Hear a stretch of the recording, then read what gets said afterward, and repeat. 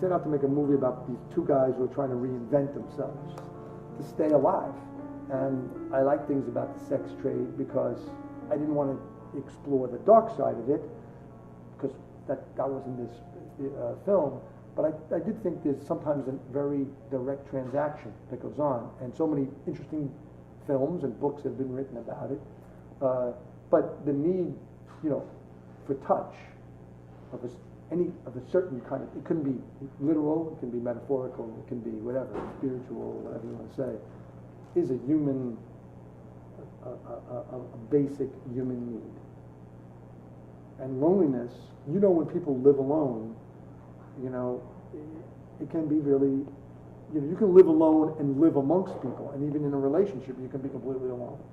So that's always the struggle, to try to stay connected, because it's hard to listen to another person and to take in another person. Let me ask you about, I don't know if you storyboarded or not. My favorite shot in the film was actually the close-up of Abigail's feet during the kiss. Thank you. And I love that. I'm so glad. I added that shot because I loved her stockings, and I loved her feet, and she's so small, and and I saw her going like this because I'm much taller than her, and I had the shot of the wig, of course, and the hair, and when I saw that, I said, let's do that pickup of her feet with these little. It's like Dorothy in the Wizard of Oz or something, and it's just kind of feet and backs and back of heads are so expressive in paintings and photographs. But in movies, we've gotten so used to the close-up, which used to be used to really emphasize something, that I think, you can gain a lot by that. So thanks for mentioning. I like that shot too. I'm there a lot.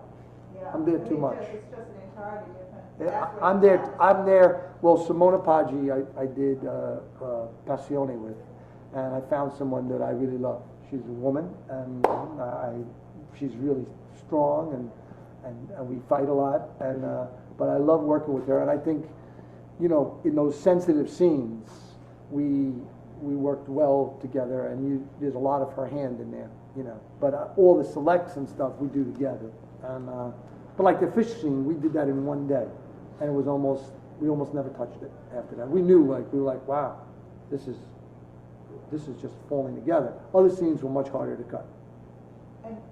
Like the massage scene, we had a longer version too. There was one version where Vanessa turned, for the tissue. It was in that one take. That's basically her first take. That's her first take. But because I originally wanted it even longer, because I like really long movies. And I made a really short movie, so. But about the same thing as you said, you write to the music. Yeah. So do the music to which you have written the scene, do they stay or do they evolve? No, I don't know where I'm going to use it. Yeah, I don't know where I'm going to use the music, but maybe for her credits or walking down the street. But it's in the spirit of the film. And sometimes I'll let people listen to music in their ear if it helps them emotionally get prepared for a scene, and I'll ask them, and the sound guy will prepare that and stuff. Because I think music is, it's emotional transportation. So. Well, they said last question, so I'll hold this one. Can you share the genesis of when a desire to direct began to swell inside you? The genesis of when the desire to start directing. Well, when did it start? You mean? Yes. Well, it started with Mac because I had a story I wanted to tell, and none of the directors I wanted were available, and I started thinking, well, maybe I should try to do a short and see how I feel. And I'm a middle child, and so I'm the person who kind of organizes things and takes care of everybody. So it's kind of